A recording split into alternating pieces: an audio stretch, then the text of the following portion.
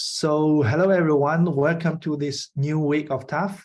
I'm Jie, assistant professor at the Web Information System Group, and nice to see you again and welcome the new audience.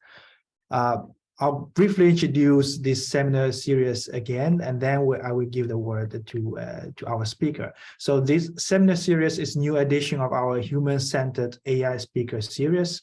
So to quickly recap about the topic, human-centered AI is a broad topic that studies the design, development, use, and governance of AI systems for the ultimate goal of supporting human activities in reliable, safe, and trustworthy manner.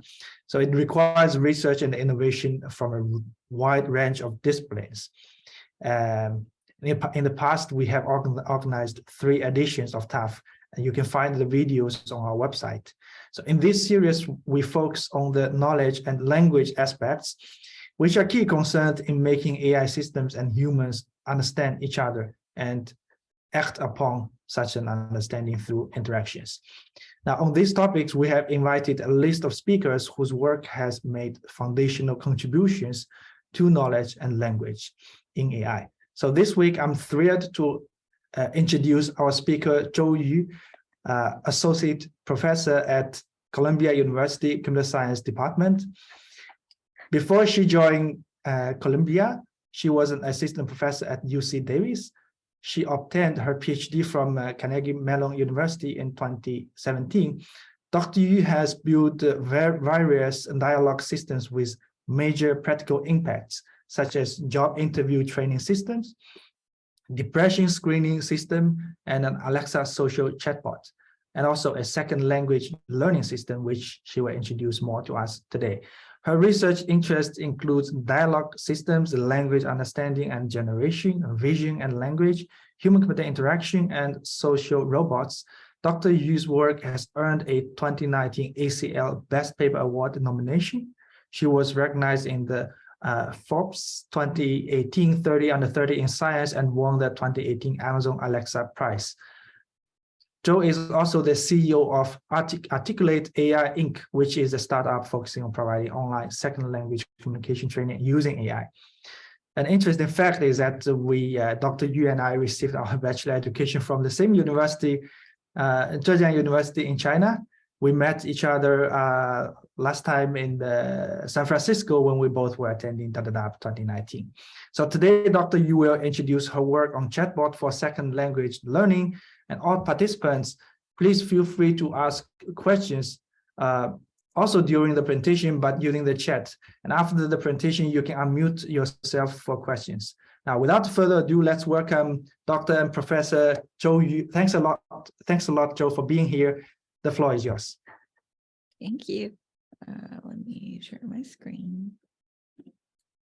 Okay. Hi, everyone. So today I'm just going to talk about, this is my sort of personal hobby project called Chatbots as Personal Language Tutors. So as Jia just introduced, I did my undergrad at Zhejiang University in both computer science and in English with linguistic orientation. Then after that, I went to CMU. After that, I went to Davis as assistant professor. Now I'm at Columbia as associate professor. So back in the days when I was a kindergarten kid, 1994, I was born in 1988. So I was in a small city called Suzhou. There's no English classes when you're a kindergartner. There's a barely English class in elementary school. But my dad was very interested in teaching me extra languages other than Mandarin. So the only technology that was available then is a radio. So what you usually do is you can sort of basically at a certain time period, you'll listen to a radio station in England and they will teach you about English. And there was, you can also purchase like textbooks along with that radio program. So this is how you learn English in China in 1994 was the radio. So like, of course, like in China, English is as important as any subject in terms of math or Mandarin. So you have actually spent a lot of time learning this major. So, but I really didn't feel like I have a good master of English until I went to India. So this is my sophomore time. So I did an internship in Bangalore. So I was there by myself. I do have a buddy with me, but the thing is, like, in every day, you have to talk to people who cannot speak Mandarin at all. So you're situated in this environment that you have to use one language to survive, to communicate. And that's when, after this summer, I felt like I really had a good sort of proficiency in language. So this really gives me the takeaway that language you have to learn a language through practice, through interacting with the real world. So this is also the most common way of teaching in the US right now, called communicative learning. So life progressed after I got into the US programs. I stayed in the US. So my English got better and better because I used it for work. But like, I had little baby, Eric. Now he is a little bit bigger now. He's a year and a half. But we need somebody to help us with the baby. So my mom came to the US in 2022 and then helped us taking care of the baby. One of the biggest problems that we had is mom does not speak English. So now this language learning problem came back again to us as a family. How can we make sure that mom can integrate to the American culture so she can communicate to people, to, like, for example, send Eric to playgrounds, communicate with other parents, also go to grocery stores. So we need a way to teach English in a more communicative fashion. So I looked around to see what are available programs, but most of the programs are still this sort of lecturing type. There's a teacher in front of all the students. You're giving your lesson. You learn about new vocabulary, you learn about new grammar types, and you sort of practice by yourself when you go home. So you don't really have any, you have to find your own best friends that in that particular language to practice. And it's really difficult for normal people to find a native speaker to practice that language. So we definitely see this is not just my family's problem. It's a lot of people's problem. There are 1.5 billion English language learners in total. There's 2.5 million users actually taking IELTS.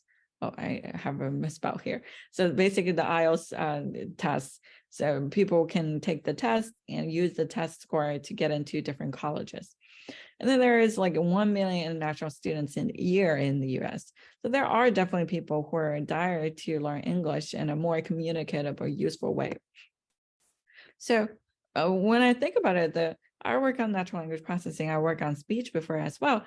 Is there a way that we can use an AI to help facilitate this language learning? Maybe we can be a supplement to formal learning, or maybe we can just use it for practice. So going back for a couple of years, I have been working on dialogue systems for a long time. So we were able to win this competition called Amazon Alexa.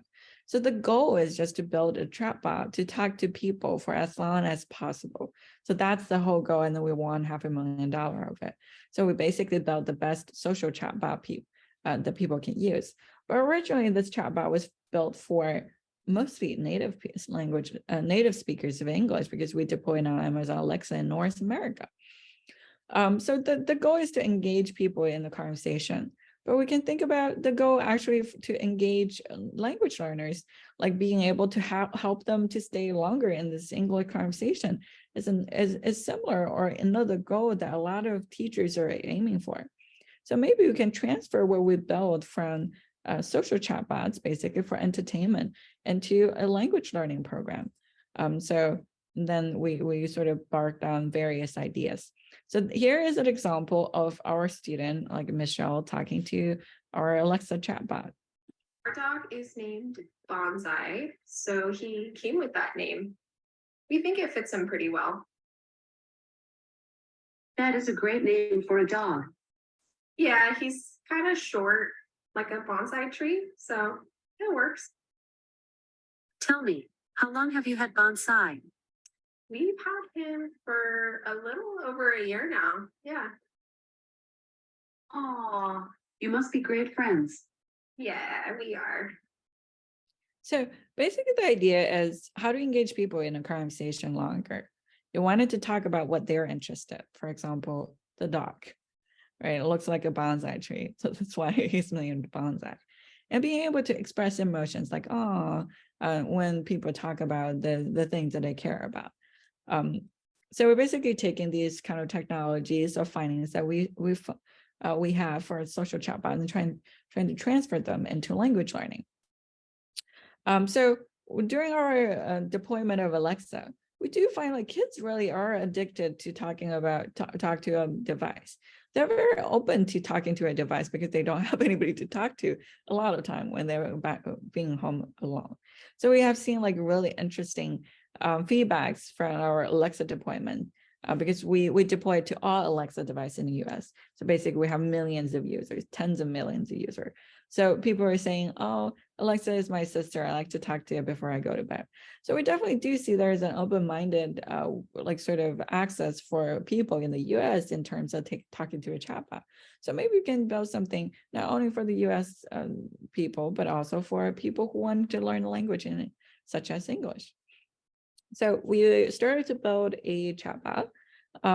So for example, we can talk about music, you can talk about any type of topics you have. You can either type in or you can do speech.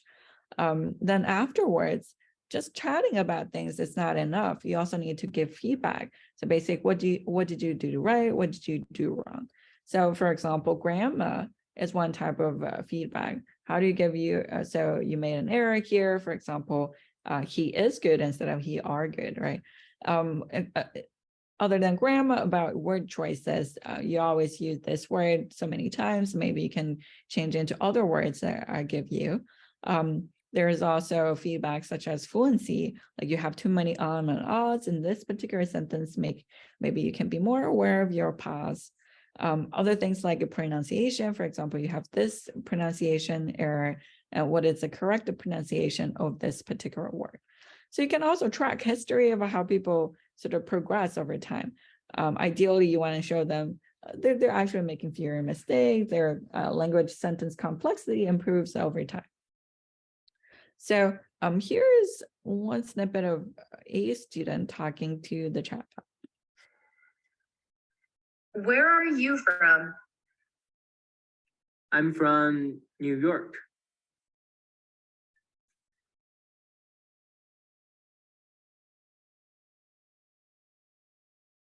I have never been to New York, but I would love to go one day. What is your favorite thing to do there?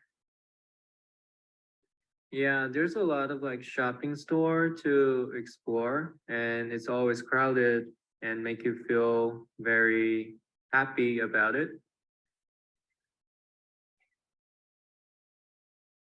Do you have a favorite place to shop in New York? I have heard there are some great stores there. Yeah, I always go to the Times Square to check a lot of stores. There's no specific name that I can think of, but there's definitely a lot. So what this chatbot is different from other, for example, template chatbot is the utterances that we have are natural language generation models. So adapt to whatever you said before. So for example, I say, I'm from New York, and I ask you, what do you like about New York, right? So everything is built in terms of it's more reactive towards what you say. So we launched this a little while ago. We have a lot of users registered the first day. We have a lot of people from various countries. So some of the common things that we find in terms of learners go are like, I want a better job opportunities because so learning English will open to let me to get access to jobs in different countries. Pass language tests because a lot of students wanted to go to study in abroad, and then they need really this kind of English proficiency test. So today we're going to just talk about a couple of interesting research topics that I have. They're related to this, like language tutor. First, if you want to build a model for dialogue systems, the first question is, how do you find your data? Here we're talking about social chatbots, right? It could be any topics. We wanted to train people for various scenarios, for various cases. For example, my mom wants to learn how to have a conversation with with an assistant at a grocery store. She also wants to learn how to communicate with other parents about kids. She also wants to learn, for example, how to order in a restaurant. So these are very specific cases. They're very different from each other in terms of language use. How can we scale in terms of collecting dialogue topics in these various topics? Then second, how do you distill colloquiums into our conversation? If you just have a random conversation, you don't learn. You have to have to order these conversation practice according to a curriculum from easy to hard. You want to make sure that all the skills are practiced. For example, vocabulary size. How do you introduce new words gradually? Grammar types. How do you introduce practice on different grammar types? How do you focus on helping students to correct certain grammar type of errors? So in general, broadly speaking, this is how do we distill domain knowledge into conversational agents? So the agents will have control of when to put what type of knowledge in this. Finally, how do you provide feedback effectively? So just having the conversation is not the end of the goal in terms of learning. In order to get like a increased learning, we really wanted to make sure that after the practice, the correct feedback type or the correct way of giving feedback was there, so the student can learn more effectively. So we're going to just talk about the data first. So we all know like data is really hard to collect.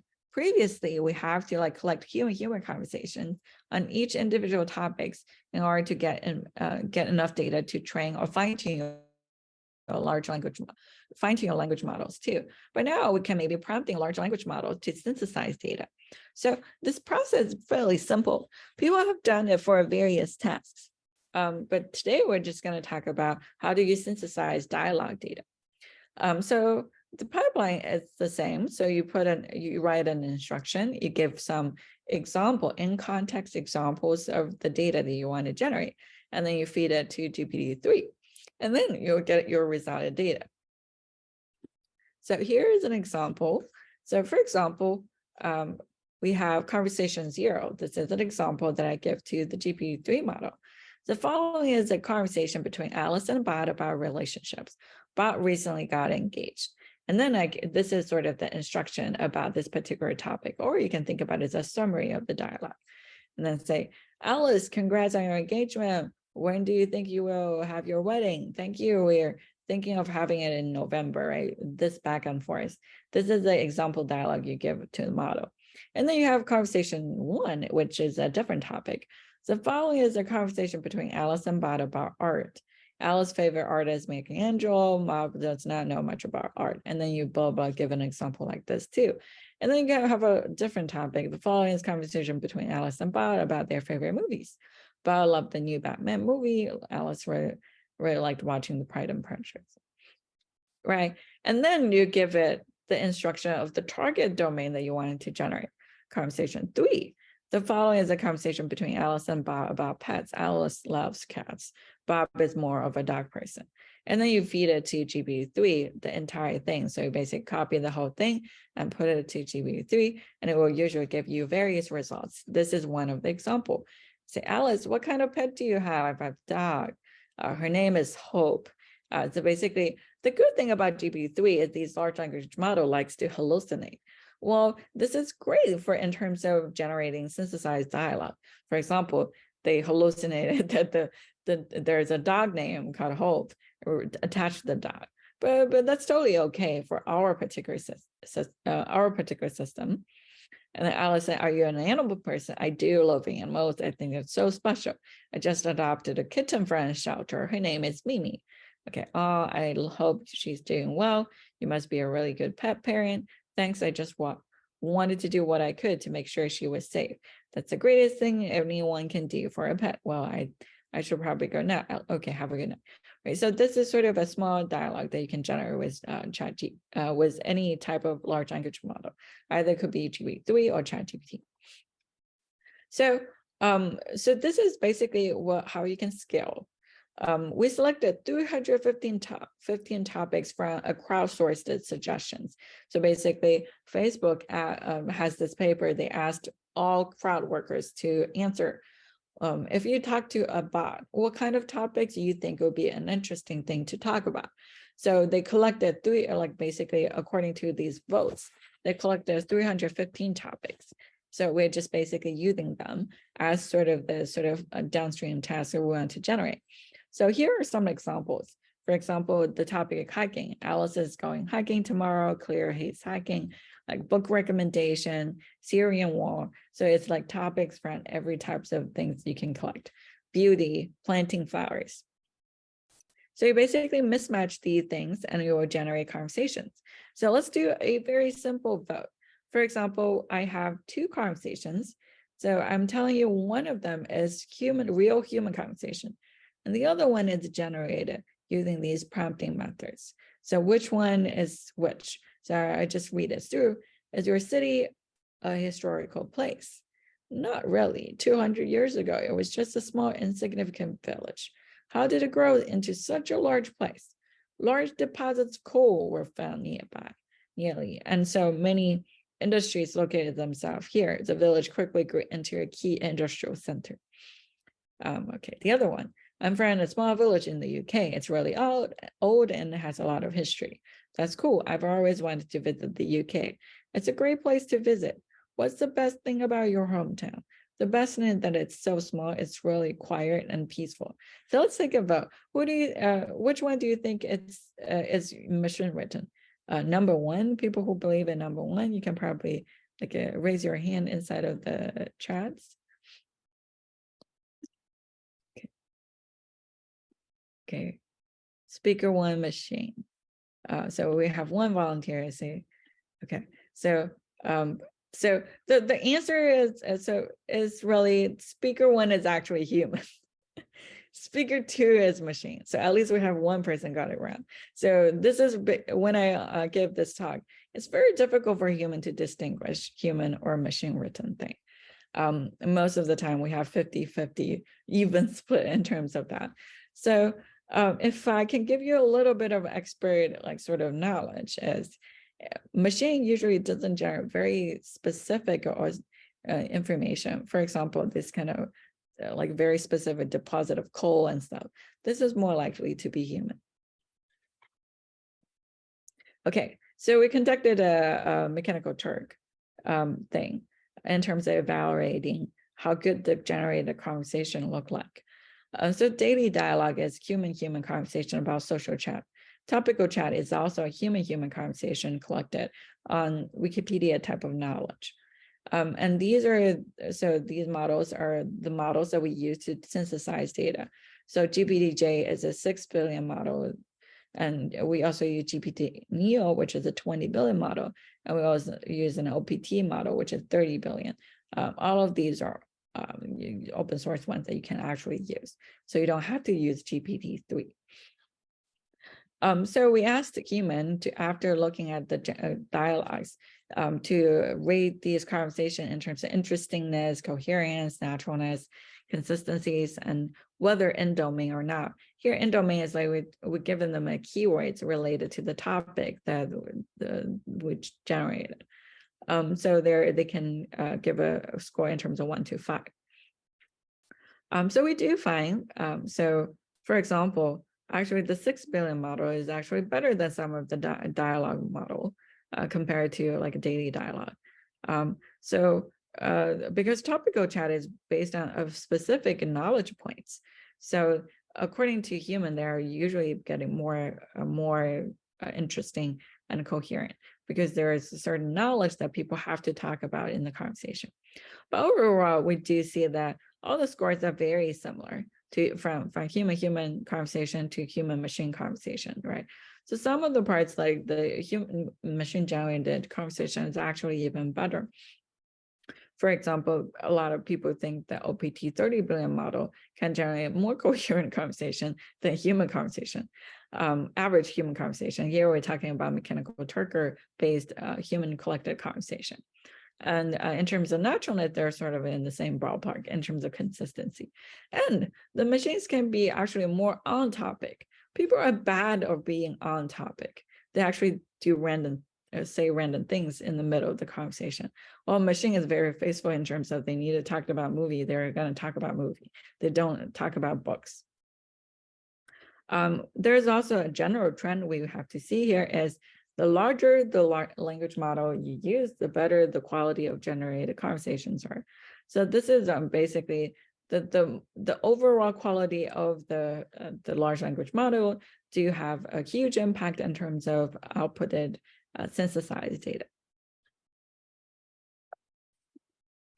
Then we're basically asking, oh, if that's great that they can generate coherent and interesting dialogue. What about diversity? Are they just going to generate one type of dialogue that has very specific things then it's not very useful, right? If we want to collect data set, the diversity of the conversation also matters. So we're also trying to evaluate in terms of diversity. We do find that the actually synthesized conversations are actually more diverse compared to human-human conversation, because humans, when we collect human data, not a lot of people are doing repeated generation of conversation. A lot of people converge on similar things. While synthesized data actually hallucinates a lot of new things and interesting things. So here we're using self-blow scores. So the lower is the better. So basically how diverse in terms of like these kind of n-grams look like. Right? You will definitely find like a synthesized conversation at the green bar. Topical chat is the knowledge-based one, and daily dialogue is the social dialogue. These two are blue and orange are human conversation. Green is synthesized conversation. We're actually doing pretty good and even better than human conversations. So now we're saying like our dialogues are very coherent, very diverse. Then the next thing is if we use the synthesized dialogue and fine-tune a language dialogue model on top of the synthesized dialogue, do we get a better dialogue systems? So we do find that the DD is daily dialogue, topical chat, TC is topical chat. These two are the human human conversations, and Synth is the synthesized dialogue. We also build a chatbot so people can interact with the chatbot. And then after the interaction, you will rate in terms of dialogue systems, interestingness, coherent, natural consistency. We also engaging, intelligent, whether they repeat themselves or not. So we do find like our model is on the same ballpark of fine-tuning with real human data, sometimes even better in terms of naturalness. So here what we're saying is probably now we don't really need to ask human to produce conversation data for training or for fine-tuning because it's very costly, and human may not be the best way to actually collect such data. Using synthesized way to generate diverse dialogues could actually be an even better way to do so. Okay, so the good thing is like these kind of synthesized dialogue is not only just like a two-party dialogues. You can also do multi-party conversations. For example, you can give it an instruction like the following conversations between Alice and Bob and Alice, Bob, and Claire. So these instructions are manually create. We just write different templates and sort of use the templates to create different like crowd workers like answer. So some of them is like sort of a little bit templated, and say Alice is interested in growing vegetables. And we do see like they will have like sort of equal contribution most of the time if you don't like their instructions can also be a little bit more peculiar on refined attributes as well. And usually these large language models are doing pretty well. So what you can do even better is also filter some of the conversations that conversation generated that do not match your quality or desired instructions. Okay, any questions so far for the first part? How to generate data so that you can reduce the cost of data curation? I actually have one question that I just noted down. So, so the idea of generating data from those large language models, right? Isn't that so?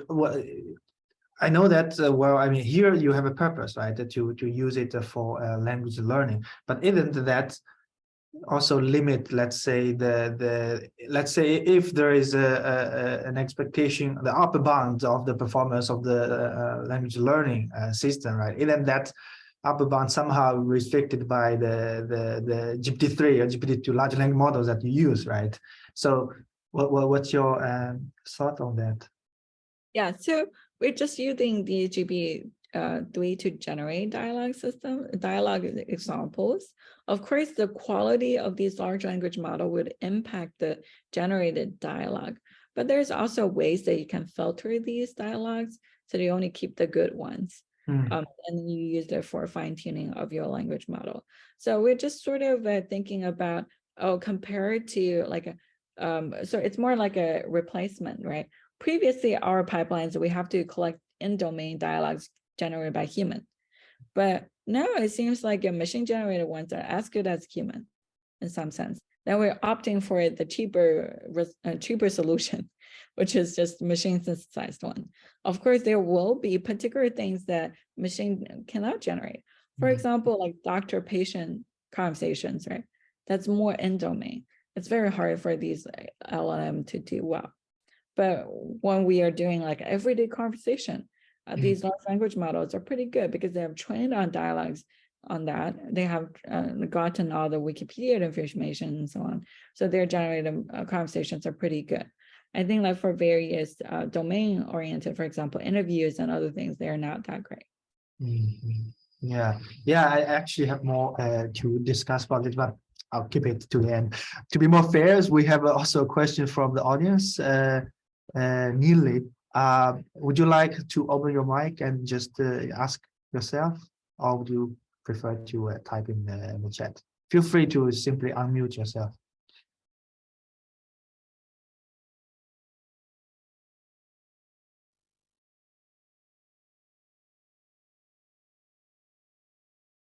Or otherwise, we can keep it to the end after the.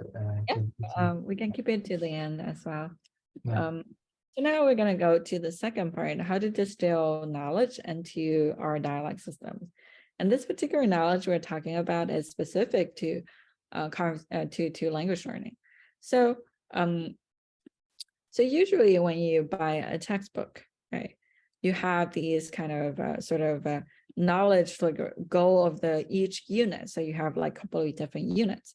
And these are usually, for example, you have some model sentences. Have you ever been abroad to Hiroshima? And then you have some sentences. Yes, I have been. I went. Like, no, I have never been, right? These are basically grammar related. And then you have like new words. So these are your new vocabulary: Hiroshima, Korea, Hawaii, right? So these are vocabulary and syntax you want to learn. So now we want to make sure the conversational agents can actually use these words and syntax in the conversation in the language they do, so that after the course they chat to the bot, they actually sort of reinforce the knowledge that were taught in the formal language schools. So here basically we also hope because the chatbot is using these words, the user would more likely to repeat or adopt the same language patterns they copy from the chatbot. So these are usually what people call accommodation or mimicry. So in order for the language dialogue system, basically the language model for decoding to do say specific words. So we're going to talk about a we call it constrained decoding methods. In terms of language decoding, there are various decoding methods. Here we're talking about beam search. So beam search is used widely in a lot of generation tasks. So here we suppose our beam size is equal to 3, but this is basically a tunable parameter. So usually we have beginning of the sentence, and then you're going to decode a first token, right? This is an autoregressive generator. So because you originally have language model, right? The language model is basically a probability over each individual token given the previous history, right? So according to that language model, we're going to find that these are the words that within their vocabulary. And you're going to sort it based on the probability of what's most likely to come next greedily. And then you will only keep the top 3 of them into the bean. Because so basically, if you think about autoregressive generation is, if the first word is what are possible 2 words? So otherwise it will be very big in terms of search space. So when you keep the top 3, so one beam size is 3. So basically, when you start a sentence, given the history, the I and it is more likely to happen. And then based on that, we're going to generate the second word. So if we know the first word, the most likely one is dog, the most likely one is the cat, the nice, right? And then the same thing for I is I am, I like, I went, and then for that it will be the other ones, right? So you have like a 3 beams, like it's coming from the top 3 beams of the previous one. And then you sort after all the 3 beams combined, because you only for the 2 words so far, what is the most possible generated sequence. And you also keep only the top 3. So basically, I like was chosen, the cat was chosen, I went was chosen. So this is basically what beam search looks like. So what we want to do is we want to add a specific word into these generated sentence. So how do we do that? So basically, we call it constrained decoding, constrained beam search decoding. So for example, we want to have a sentence that contains a word called travel, but still you want to make sure that the conversation is coherent, right? So you still have to take the previous history into consideration. You have to take your language model into consideration. How do you actually insert the travel in, right? So again, when you're decoding, you still use the previous vocabulary, and then you have a subword token called travel. So you keep the top 3. So for example, the I, it, it's the same thing, but you have a subword beam. So that has your important word called travel. The other 2 is empty. And then you're going to decode further. Again, the dog, blah, blah, blah, blah. And inside of these kind of the blah, there will be a bigram called the travel, and it will have a particular probability. And the same thing as I am, blah, blah, blah, and I travel will be also there. And then if you start with travel, then the word travel is, travel has, blah, blah, right? So now basically, instead of 3 beams, you have 4 beams. So I omitted this guy. So, and then you basically put everything that does not have travel into a beam and put everything that has travel into a beam. And then you sort individual beams. So for example, the first one is I like the cat, I went. And then the last beam, because we say like the beam, this particular beam has to have travel. And then what remained is the travel, I travel, is, right? So it will keep doing that. So you keep decoding until this beam has everything doesn't have a travel. This beam has everything has a travel, that it was like top 3 in terms of probability. So now we end up like sentences. I like to watch a movie. The cat is running away. I went to the hotel. And the travel is great. I travel a lot. Travel the best way, blah, blah, blah, right? So these are the sentences you end up in the 3 beams. So now the question is, for sure, we always pick the greedy one with the highest probability. So basically for this button up travel is great. It's going to basically be the one. And the same thing, we have like no sentence that doesn't have travel. So I like to watch movies. So they all have a posterior probability. And here we have a threshold. Basically, because we're having a conversation, it doesn't mean that the first sentence have to have travel, right? As long as the entire conversation contains travel, we're okay. So it's more like a planning process. So for example, right now, we're just getting a greedy, which is a delta. For example, we have like in order to be coherent, like this, I like to watch movies, much more likely to happen. Travel is great because for example, the delta is super large here, right? Then you wanted to prioritize in terms of making a natural conversation. For example, like what do you like? I like to watch movies, right? So if you say travel is great, then somehow it's a little bit of weird in terms of consistency, although like you were able to fit the travel in, right? But so if there is like a more open-ended conversation that these kind of two sentences have similar posterior probability, then you will definitely pick travel is great when the delta is sort of like relatively small here. For example, in the context, you say, do you like to watch movies or travel? I like, so travel is great. Then this one will be picked because this could also be coherent, although this one may even be higher in terms of posterior probability, but we still think like we can use travel, then there's our opportunity. Okay, so if we have multiple constraints, so basically today we're not only talking about using travel, but also fly, hotel, all the words that are related to this topic. Then basically our beam is here, you not only have travel, but also have fly and hotel. And it will keep decoding until sentences that has either one word travel or one word or I fly. So then you keep decoding until you pick the right conversation. So again, like this is just a lexical constraint. What about syntax control? One important thing we know is that you cannot do syntax parsing with partial completed sentence because based on what words is going to come next, the syntax tree will change.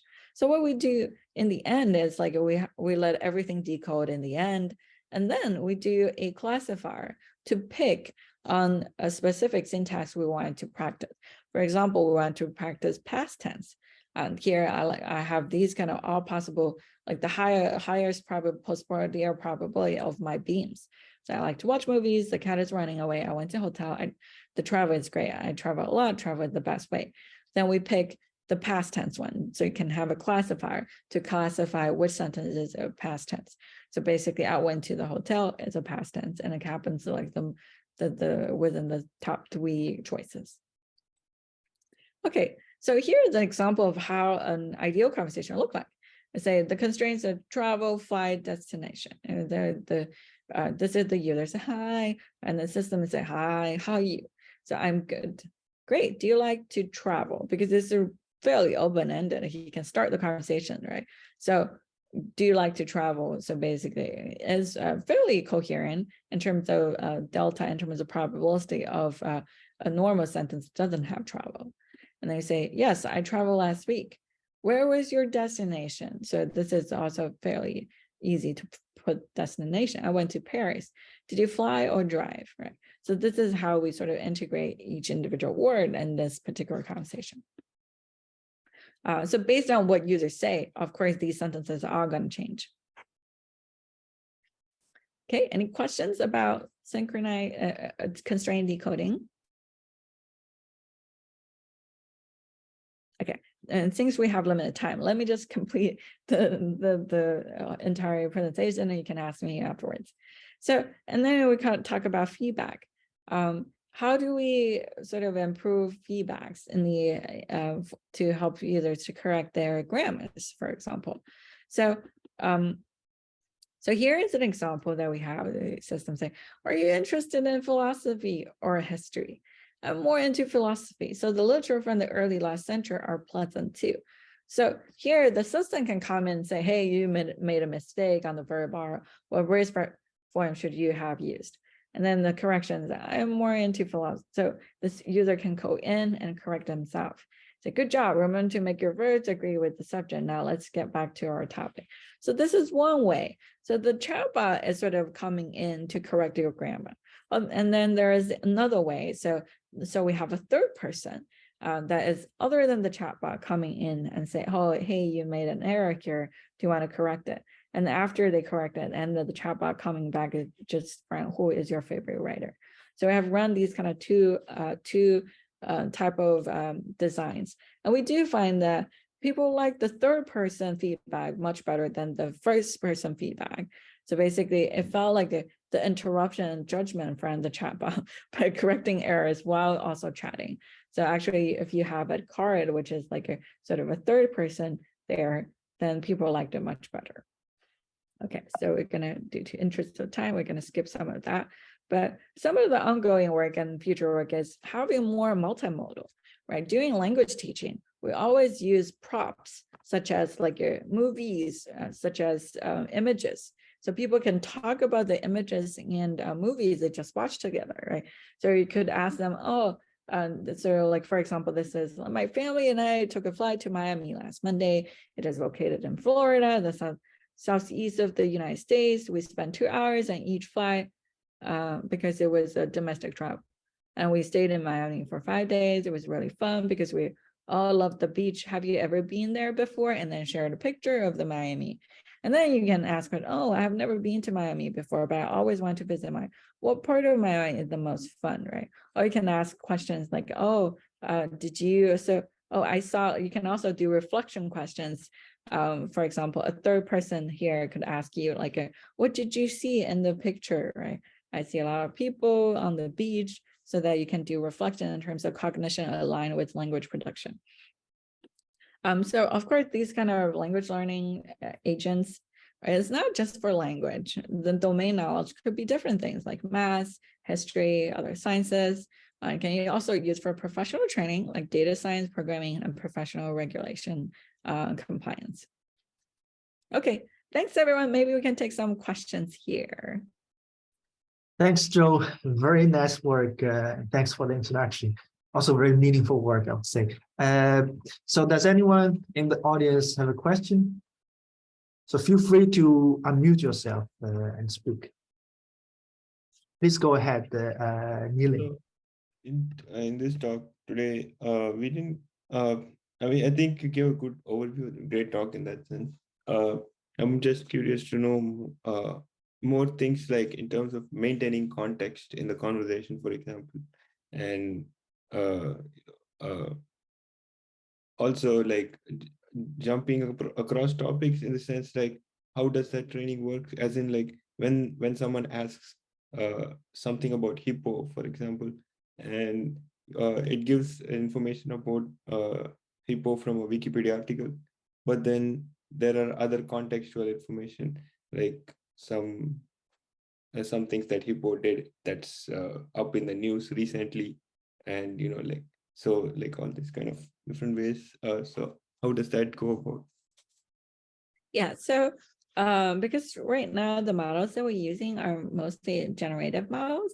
So you can basically think about like we put the entire conversation history into as an input. So all the information will be tracked. But of course, the conversation could be very long. And then we'll basically do a summary of all the previous turns. So that it's like more in a constrained sort of a number of words. And then you put it in as the history in your input. So that's how you do conversational tracking these days for social conversational agents. But if it's a task-oriented conversational agents, for example, you need to book a hotel, book a restaurant stuff, then we do specific tracking. We call it dialogue state tracking to track all the information that are required for such a task. For example, like a restaurant, what type of food you like, how expensive it is, how many people you have, all these things. These are like predefined usually. And then the other question you have is about like how do you control it in terms of what information to include in the conversation to expand on the user side. So what we do is, so there are different ways of doing things. So there's, we call it the retrieval-based augmented dialogue system. So you can just generate some keywords that are related to the history, and then use these keywords to search the internet and get some response back, and then condition on these response to generate the next sentences. So the retrieved content, you could, for example, if you want to be more factual related, Wikipedia related, you can ask them to only retrieve from Wikipedia. If you wanted to be more recency, have more recencies, you can ask them to retrieve from a particular newspaper like Washington Post or New York Times. So that's totally fine in terms of which this is like you can control the system to take what type of knowledge. Let's see. Yeah, and also if it be a good idea, is it okay to follow after this talk in an email, because we have a use case where we are considering using dialogue-based tutors in like programming context, and it would be interesting to see if there's any scope to like apply some of your ideas in that. Yeah, so I do have a master's student that I work with that we do have a we call it like a technical interview mock test. So basically you have conversation and you also do programming at the same. So it's very similar to all these kind of technical interviews that you have. So we ask you questions. So the system will ask you questions about what's the complexity of the code. You can also ask systems in terms of, oh, what do you mean by sort of anagrams and stuff. So that marks, and then we integrate a code pad that you can actually write your code and execute. And then you get some results, and then you can ask people like, oh, why this isn't, ask the system what's going on, why this test case you don't feel. Thanks. Thanks both. More questions from the audience? I think there is a question asking From me. yeah. payment. Yes, this is so our thing is entrainment. Nope, we can't hear you. You like, No, we cannot.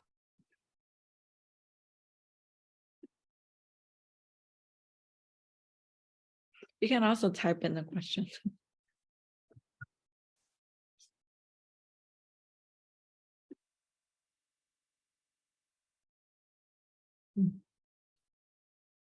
Maybe in the meanwhile, I can ask a question from myself. So yeah, I really like the work. Thanks again, Zhou, for introducing it. Learning, I think, is very meaningful direction to look at in terms of application of all those natural language processing techniques, right? But I can also feel it's very challenging because it has it touches upon some very fundamental questions like how the brain works, right? The cognitive science, and I can see why this multimodal is an interesting direction to explore further. So, do you have any, let's say, plans about bringing this, for example, to the real world context, like for example into the classroom? Yeah. It's a really good question. I collaborate with teachers college colleagues from Columbia. So we are running like a different studies.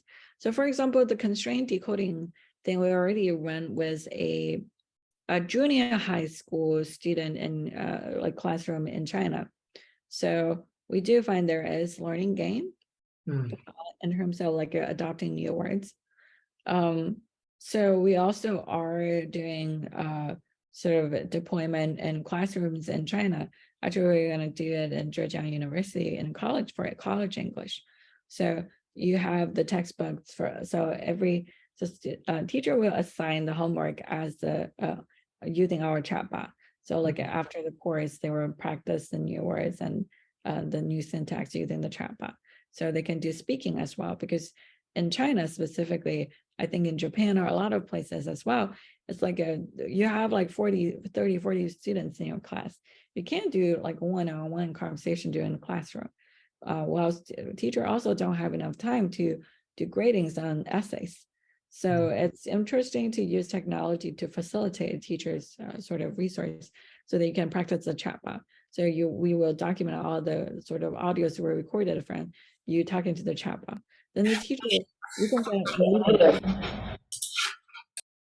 you can get immediate feedback from the machine, but the teacher can also look at your history of interacting with the chatbot and decide like, oh, it seems like I want to give you more instructions on this or that. So the teacher can also bring into the loop in terms of using the feedback that the system gives. I see. So, yeah, I think it would be especially useful for schools that do not have a lot of resources. For example, in the US, usually people recommend like smaller classrooms, like 5 to 6 people. It's the best like sort of class size for a lot of like language classes, but it's very expensive to sustain such an operation, especially they don't have a lot of teachers, like qualified teachers. For example, in Japan, they have very few qualified teachers. Indeed. Yeah, I think it would be very, let's say, impactful, because it does make something, things that were impossible, especially at these places where they do not have access to the qualified teachers, right? I think this would be Imagine all the like college entrance exams in English, right? You have all these kind of multiple choices. And closed tests, you just have one essay in the end of the day, right? And during the classroom, you don't practice essay that much. You just practice a lot of these multiple choice. These multiple choice are about like remembering the words, remembering the grammar. It doesn't really help you in terms of communication. There's very little speaking and writing practice in high school or in college. This is not because that these are not important. It's because they just don't have resources to support such practice. Yeah, indeed. But if I let's say if I push it a bit, so because well, in learning, right, lots of the learning it happens between the within this interaction between people, but also the interaction between student and the actual environment, right? Yeah. So in that sense, do you think in those scenarios, do you think the let's say language model, large language model powered tutor systems would still be useful?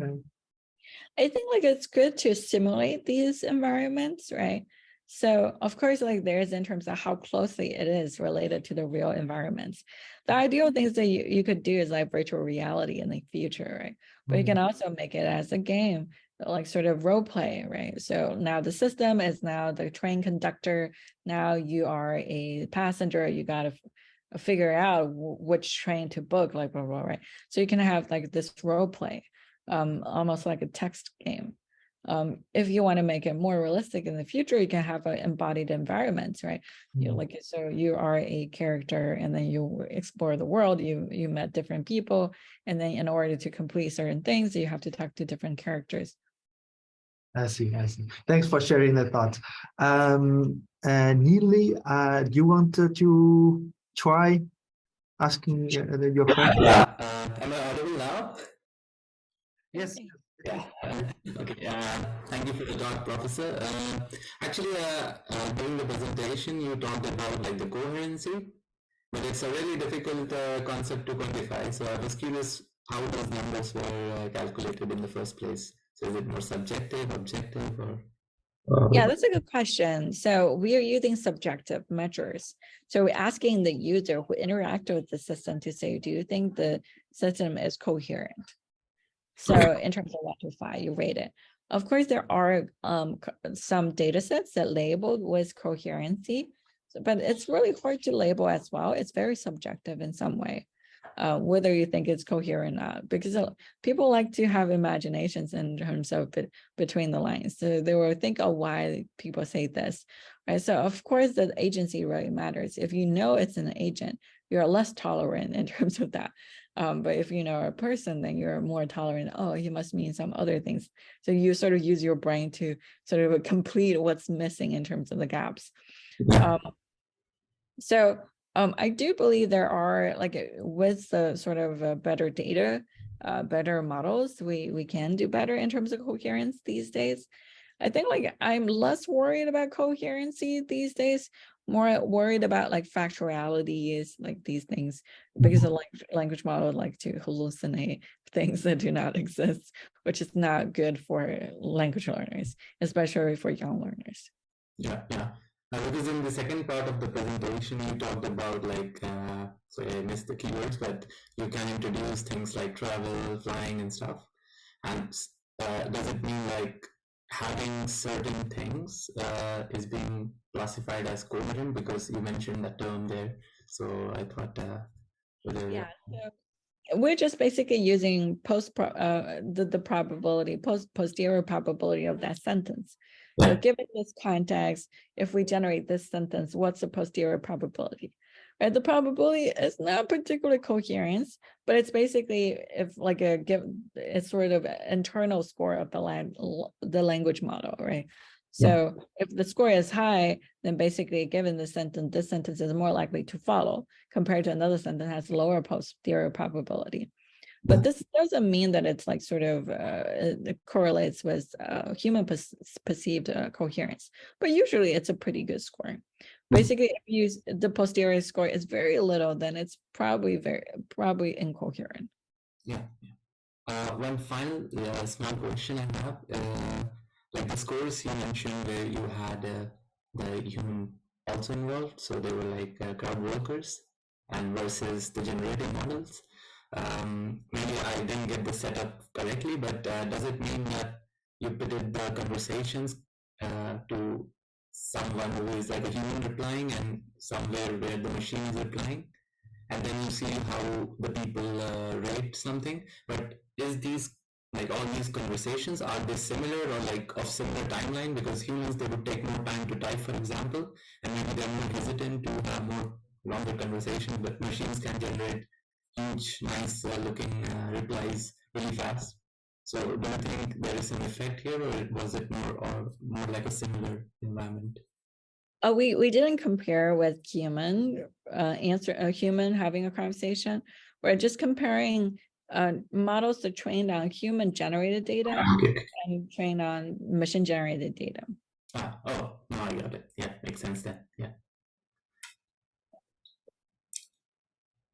We have another audience, Arizo, if I'm pronouncing your name correctly. Please unmute yourself and speak. Hi, thank you. It was really a great talk, and I was wondering, since you have also worked in, I guess, some cognitive and psychological aspects when you talk about other works of yours, I was wondering if,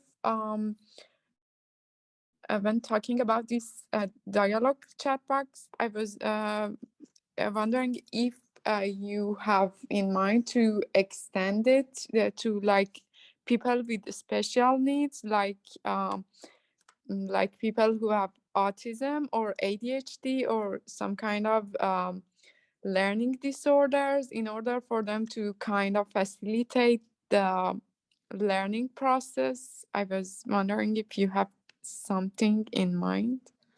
Yeah, that's a really good question. So we do find like it seems like people with autism is more likely to open to interact with machines in some cases. And you could use dialogue systems, especially they react to robots pretty well. Social robots, like robots with humanoid, embodiment. So you could try to use that as a scaffolding for social interactions. I think that could be interesting. And there are people thinking about using it for like a aphasia practice, or like basically people with disabilities or like issues in terms of producing languages. You can use these systems as a sort of a system. So they would just give you some more likely to have, what are the words that are more likely to happen. So help you to sort of generate words better. Thank you. Thank you so much. Thanks, everyone. Thanks again, Joe. We actually have one more question. Maybe if Joe, you have 1 more minute, we can keep it brief. Gala, please. Yeah. Hello. Yeah. I also have one question about the conversation. Yeah, because I tried ChatGPT sometimes.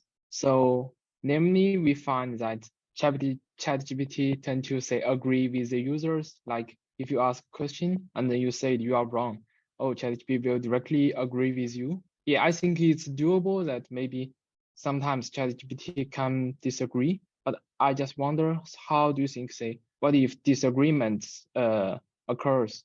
Can the large language models or any, say, conversation models can directly learn from the context and maybe, say, override his thoughts or something? Yeah, this is definitely what a lot of people are working on. Also, I'm working on this as well. So one of my students working on a language model that can correct itself. So basically, we generate a lot of dialogues. And then with respect to using for example, ChatGPT, and using the ground truths to generate like corrections. And then you can train on these kind of sequences to learn how to self-correct. And of course, like you also talked about, like how do you sort of incorporate like human feedback, right? So you're saying you're wrong. So basically it's human feedback. So ChatGPT has done a lot of that, I'm pretty sure, in OpenAI. So in terms of how to integrate like a human feedback. So one of my students, Wei-Yan, worked with Jason Weston on this particular in terms of what type of feedback, how do you convert these feedback. For example, there's like thumbs down, thumbs up, right? So these are simple feedbacks in terms of positive or negative. There are more like granular things like people may, so some of the times you can even ask people, why do you think I made an error, right? So then you have more explanation-based feedback. Then you can also reshape it into training data. Okay. Thanks. Okay, great. Thank you. Thank you. Yeah, let me thanks again, Zhou, also for the extra time you take for the question answer. It's really difficult to keep it only waiting exactly an hour. Hope to But visit you guys in Netherlands at some time in the future. Yeah, for sure. It's a great pleasure to have you here. And thanks everyone for joining this week's Academic Fringe Festival. So next week we will have look at the Raid speaking about neurosymbolic AI, a topic that touches upon this core, touches upon the debate at the core of AI about what it means by intelligence. So see you next week.